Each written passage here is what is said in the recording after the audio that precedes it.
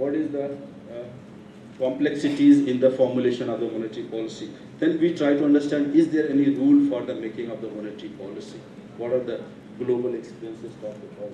So there is a rule for the making of the monetary policy, and then a lot of debate on this rule has been taking place, especially after the global crisis. What this rule talks about? It says that if you try to understand what is your inflation rate, what is your inflation projections, what is your potential output growth, and what is your actual output, and one is the real equilibrium rate of interest, you have understand from the your IS, LM, and BP framework.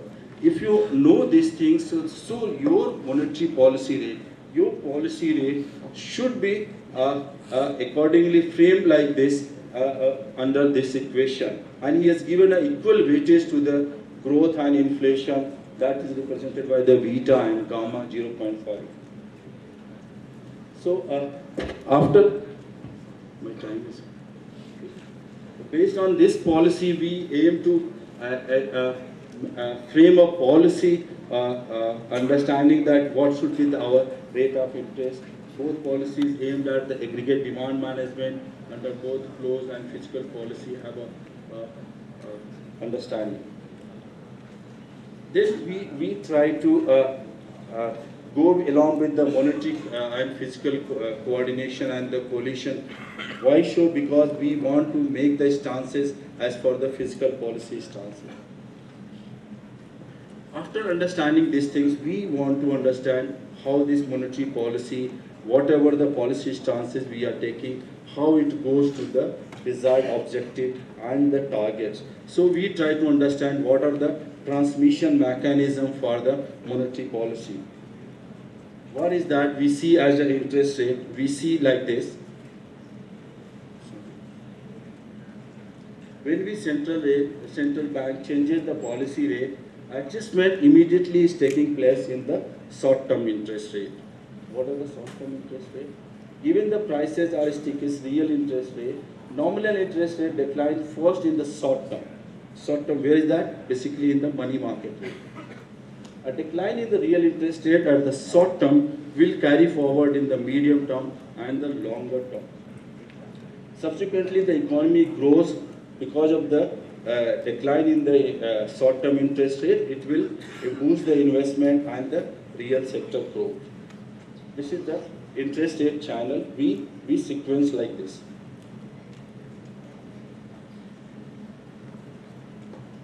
Then one more channel is there, that is the asset price channel. What it tells us?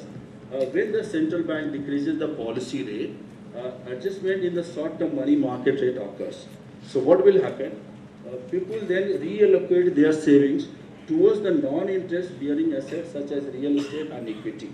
So after the adjustment in the short term, there is a adjustment in the investment from the interest driven instruments or the products towards the real estate and the equity, and then it will carry forward some monetary policy transmission. What is the rise in demand for these assets result in the high prices of the equity and the real estate.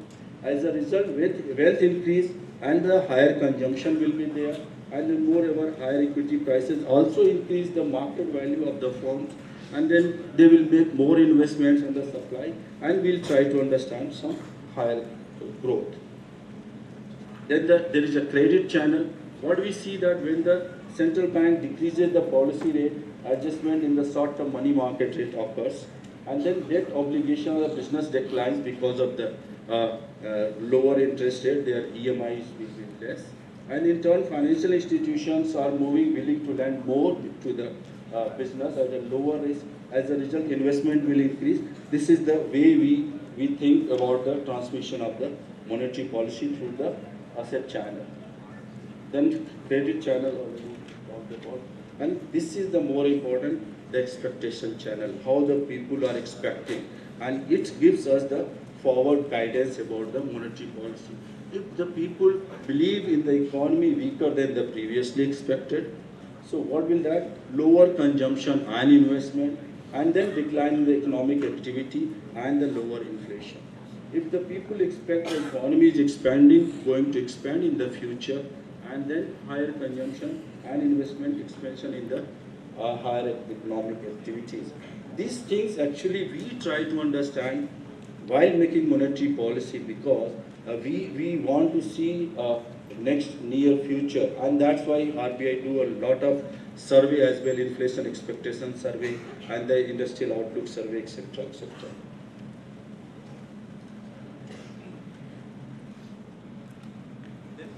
Recently, it has come about. Interest rate channel, how it is working, let's see. When the central bank decreases the policy rate, adjustment in the short-term money market rate occurs. You see, returns on the domestic investment decline relative to those from the foreign investment, thus causing outflow of the capital investments, and then it will depreciate, and then at the same time depreciation causes imports to be lower, thus net export increase and lead to a higher economic growth. That's way we understand. Now, we understand one thing, macroeconomic indicators altogether. Then we understand how the monetary theory basically broadly tells us what the Taylor rule tells about what is the your inflation should be as per your inflation gap and then output gap. And then these are the historical perspectives. If you see why we were framing the monetary policy, mid-90s, no formal articulation of objective instruments of monetary policy, merely meeting the credit demand and the planned economy. That was, there is no proper forward guidance. And then 85 to 97, loose flexible monetary policy, lot of monetization of the deficits were taking place during that. And then M3 projected consistent with the GDP growth, and we started talking about the tolerable level of inflation during that period. If you move late 90s, deregulation and then a lot of economic reforms has started, and then monetary targeting is started, and then we 89 to 99 we moved to other multiple indicator targets. We started making a lot of projections about the money supply and then GDP growth, inflation, and accordingly anchoring our policy rate. If you we see the quality variables, the rate variables, and then the forward guidance and take monetary policy decisions. Okay, we have already discussed so far. What is the, then we try to understand the targets and instruments of the monetary policy after this. Opening target, weight average, overnight call rate. We try to understand how to link the macroeconomic. See, we have the financial markets, financial instruments in our, that is one thing, a policy rate, and then we want to achieve something real sector objectives, how we move about it. Then we started to look on some operating target, and then operating mechanism we introduced, and then we initially started introducing a lot of policy variables. Understand like this actually. We have given a framework like this. We have a policy rate, that is the repo rate, and then we come to a reverse repo rate, right? And then we understand the bank rate and the MSF rate. So what is our monetary policy objective is talking about? This weighted average call rate, the blue line, should move in the left corridor. And then if this we are managing through the liquidity management, so we are achieving our monetary policy objective of that. The weighted average call rate should move as per the call rate, and then goes accordingly the medium term and the short term interest rate. That was the hypothetical case, and exactly this is the happening in the money market. If you see, the lot of borrowings, the call rate sometimes goes up, but on an average we have seen it remains near to the policy rate. This is exactly the left corridor from the data itself. The blue line is talking about your 3 months reserve reverse repo, green line, and then your repo rate, blue line.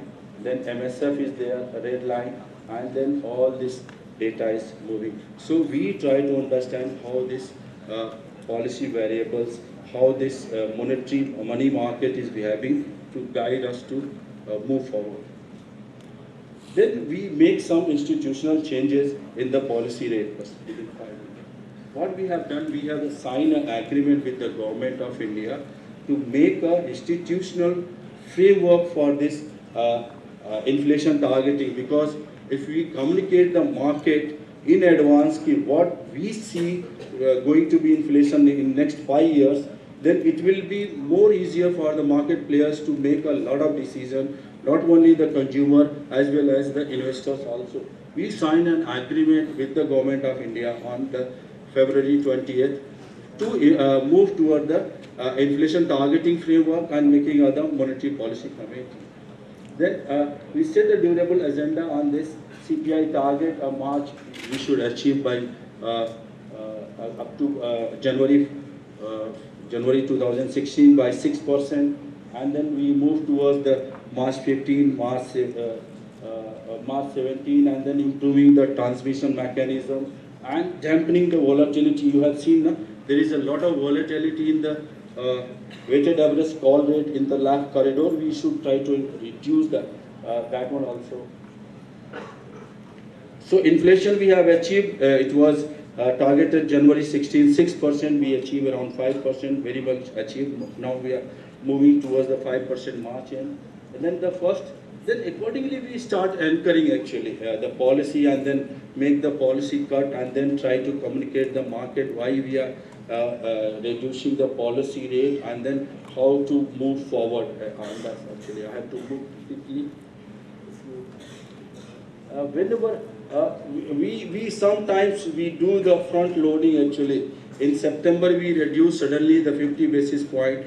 Only on the expectation there was some expectation the inflation in the coming months will be coming down. So we sometimes used to shock the market by front loading the policy rate in expectation that it will move very quickly, transmit to the real sector. Focus we have given from the 2016-17 is that achieve the 5% inflation by March 2007, and then supportive developments. Government is also supporting about the rural economy actually. Good south west monsoon also supporting us. Then we are making some institutional improvement. A lot of improvement has been, competitive improvement and all in India has been seen. And then the policy rate we have reduced by 55 basis points on 6.5.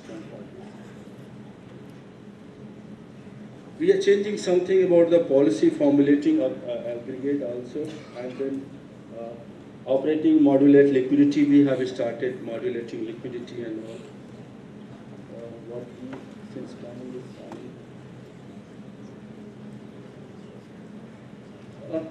is what we have seen actually. The transmission of whenever the rate cut we are doing, just 2 minutes. Whenever we are rate cut we are doing, the transmission to the deposit rates are much faster than the lending rate, and you can see here the repo cut is minus 150 basis point. Then the medium term deposit rate reduced by the around 100 basis point, but the lending rate was not moving actually in that direction. The lending.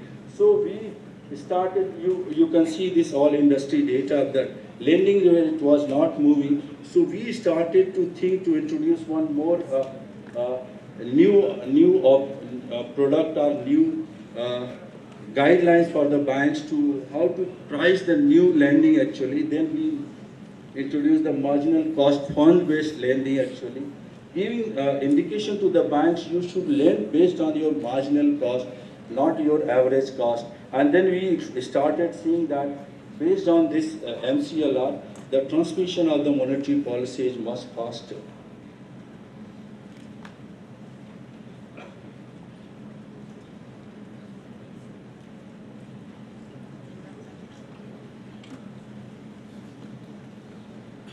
Last one I want to say you, September we have constituted government notification about the new policy framework, right? we have constituted a monetary policy committee with the 6 members, 3 from the RBI and 3 nominated by the government, and has been given a mandate of the 4% inflation with a band of plus minus 2% to achieve a inflation target. Today the policy announcement was there. I think I should stop here. I've taken a lot of time. I don't know whether I made the expectation, but anyway, thank you.